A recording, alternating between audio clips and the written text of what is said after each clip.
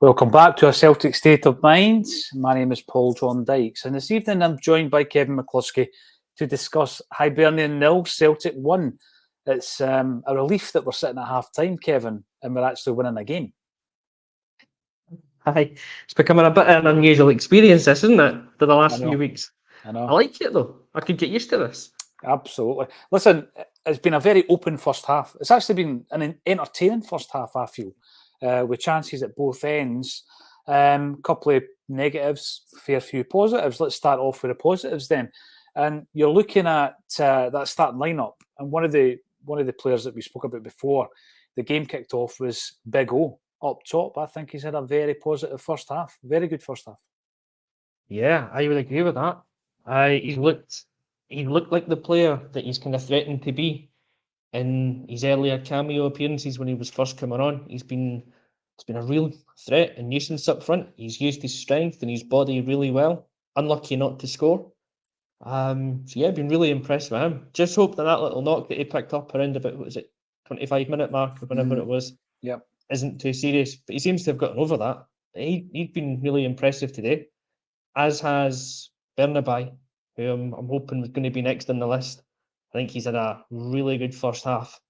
A player that I think gets his fair share of criticism, sometimes a wee bit too much, but I think he's been excellent today. His pass that sets Maeda away for the goal was brilliant. That was like peak Greg Taylor kind of passing that one, splitting the defence. So I had quite a few decent performances out there today. And like you say, it's been a really entertaining, exciting game so far, open end to end. It's been a great game to watch. It's a brilliant advert for the league as well. It's been a really good game to watch. It's actually been good, right? We give referees stick, and I think the stick we give them is balanced, and often because their decision making has been so poor this season. But it's good to see Kevin Clancy back after the threats that he received. I mean, giving somebody some kind of level criticism after a game, Kevin's one thing, but the threats that he and his family received were absolutely shocking. And it's good to see him back refereeing the game. There's not really been many flashpoints. I mean, Maeda goes off, having come on, and we'll talk about that as well, getting booed by the Hibs fans, which I think is a bit unfair. I mean, that coming together, which resulted in him getting boots, there's not much Maeda could have done about that. Nah, it's an absolute nothing incident. I think it starts when Maeda kind of loses his footing. I don't know if the boy Miller maybe says something to him, because you see the two of them pretty close, and looks like he maybe says something to him when he goes past. And then Maeda just jumps up, goes to go after the ball. Two of them clash. Nothing in it. Not enough for Maeda to be getting the boo boy treatment for the rest of the half. So pretty bizarre. It is rather bizarre. And here are a few differing views. Kevin, you've given your view on Bernaby. There's been a few others we need to talk about, I think. We need to talk about Kobayashi back in the central defensive area. Scott Bain playing his first game tonight. I think Haksabanovic as well. Disappointing night for Haksabanovic. We'll get round to all that. So let's start off with Mount Kadath. And by the way, if you are watching this on the YouTube channel and you want to comment, then subscribe and you'll be able to give us a comment. We do that for obvious reasons, subscriber-only comments. Now, Bernaby is such a strange player, says Mount Kadath. Either magic or madness, nothing in between, sometimes in the same move, I would add. And I think that, the pass that led up to the penalty, thought was excellent. But some of his passing has been fairly wayward, it's got to be said. And it worries me a wee bit at the back, especially when you've got Kobayashi there on the same side as him. Kobayashi's been bullied again tonight, Kevin, a few times by Big Nisbet. We spoke about this other week. We spoke about the fact that you're going to come up against that type of centre-half in Scottish football. Stephen Fletcher, if you're playing Dundee United, Hearts at Shankland, Van Veen at Motherwell, it goes on and on and on. And again, I think Nisbet's a big physical player, decent big centre-forward. But, Kobayashi's not winning enough headers for me. He's not being combative enough. Maybe it's not a natural element of his game, but he's going to have to learn pretty quickly. You've got to be that type of player if you're playing centre-half in Scottish football. Yeah, I think so. And it's an odd one that we've gone out and signed a centre-half who can't win a ball in the air, or that's a weakness in his game. because you know that in Scottish football, a lot of teams play with the ball in the air. There's always a physical centre forward up front. So that's going to be a big part of the game. Big boys that are good in the air can also be good in the ground. So it's not as if you have to get one or the other. So it does seem a bit odd that he's there, but maybe, I don't know, it's maybe just a bit of acclimatising to the game. He was maybe good in the air in Japanese football. I didn't watch him there, but maybe it's just a different kind of forward that he's up against, and he just needs to have that 3 or 4 game run to get used to it. But he has been pretty poor tonight. He has been bullied.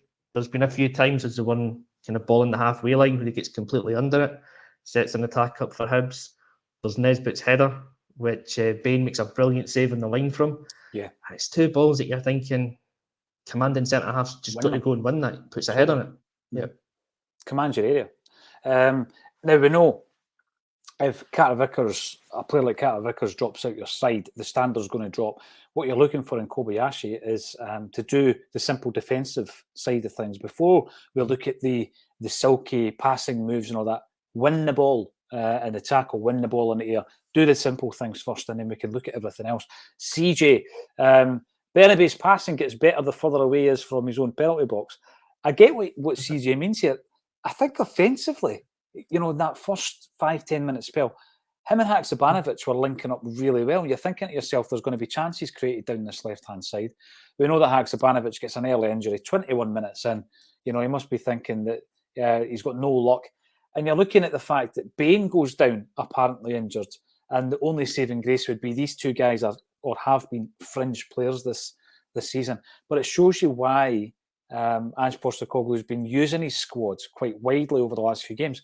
I mean, if that was 2 injuries to your first choice left winger and your first choice goalie, you know, that's a nightmare.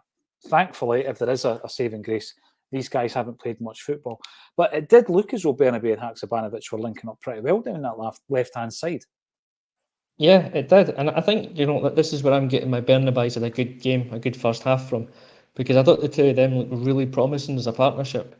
You know, linking up well, little 1-2s, interchanging passing, Bernabe doing the overlaps. I thought that looked really promising. Disappointing that Haksabanovic has got to go off injured. But for me, again, just to go back on Bernabe, get the point defensively, he is a bit suspect. Positioning isn't the best at times, but I've noticed he's put a foot in. He's made a couple of interceptions. Tries hard at the back. I think, though, that where you'll get the best out of him is that he's an attacking fullback. So again, it's what do you want out of your players? Because if you're talking the Kobayashi as well, you'd probably rather have a Stephen Welsh in there at the moment who just does the basics of going and winning the ball and getting rid of it. But Kobayashi's more of a footballer, so what do you want? With Bernabe, he's an attacking fullback. His game is to get forward. He's probably better in a 3-5-2 with wing backs or something like that, where he's got that extra support behind him. And I think, as I said, I think going forward, he's been really impressive for me today. There is question marks about him defensively, but going forward, I think he's been really good. He was linking well with Haksabanovic, and you know, when he's gone down and then when Bain's gone down, it's not a nice thing. It's not a nice thing to think, but I'm thinking to myself, thank God it's no Jota and Hart that's gone down in the cup final in a couple of weeks' time. So, you know, thank your lucky stars on that one. Yeah, absolutely. And again, it's another reason that we've got to say to Ange, well done on the rotation of this squad. Ewan Boy Martin, Bain has been brilliant. Same can't be said for Bernabe and Kobayashi. Just shows you it's all about opinions, Kevin. Exactly. And Michael, we've all got one.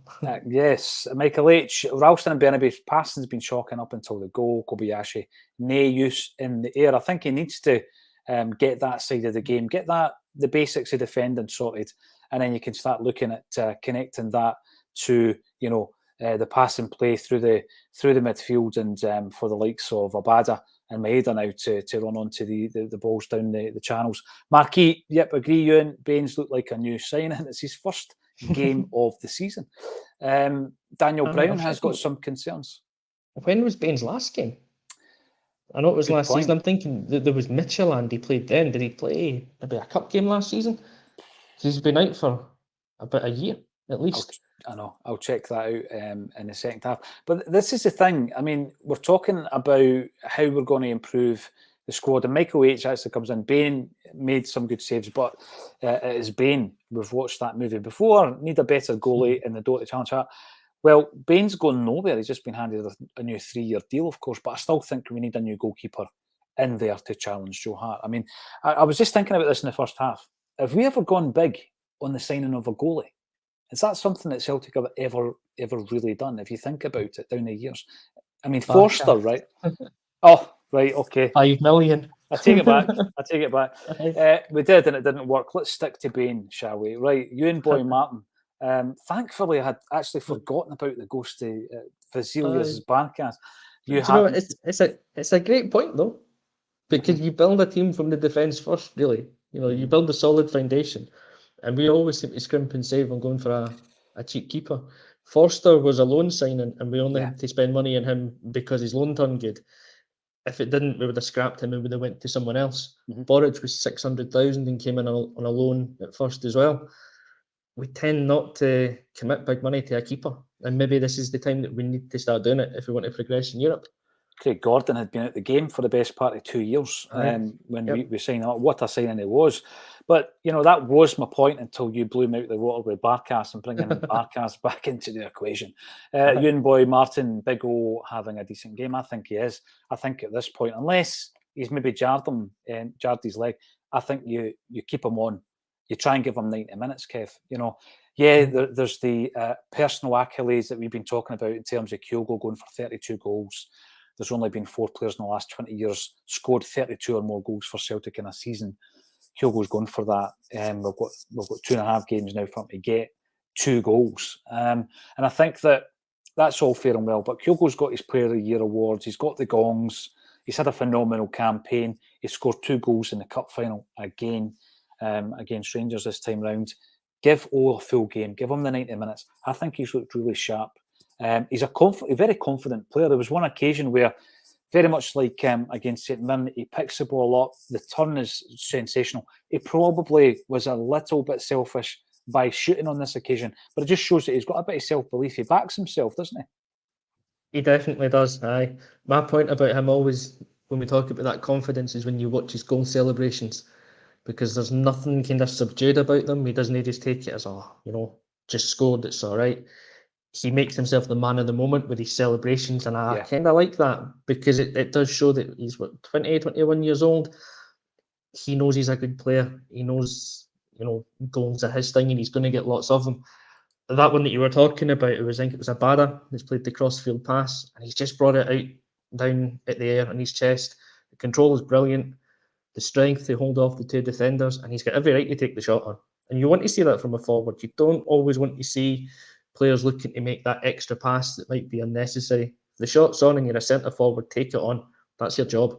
Aye, definitely. I love that confidence in him. How has Hatate been? I think Hatate's been pretty good, to be honest with you. I mean, I think in the last few weeks, there's been slack passing throughout the team. And in the midfield by players that you don't expect to be slack in the pass. Hatate being one of them, McGregor being another. But you look at it tonight, I don't think we've seen any of that in the middle of the park. We've seen a wee bit of it in the defence, Kev. So, I think Hatate's played really well. Cool as a cucumber when it comes to that penalty as well. And, you can't underestimate the skill of having a penalty kick taker, because, we've missed so many over the last few seasons. So Hatate steps up, doesn't show any signs of nerves, slots it away and puts a completely different complexion on this game, because it's been a very open game. So to go in at half-time, a goal up, I think has been absolutely pivotal. And we spoke about him playing through a wee sticky patch of form, Kev. He's looked something like back to the Hatate of old. Yeah, he has. And he definitely needed the games. Again, he's another one that we spoke about, is that kind of Ange fit kind of thing.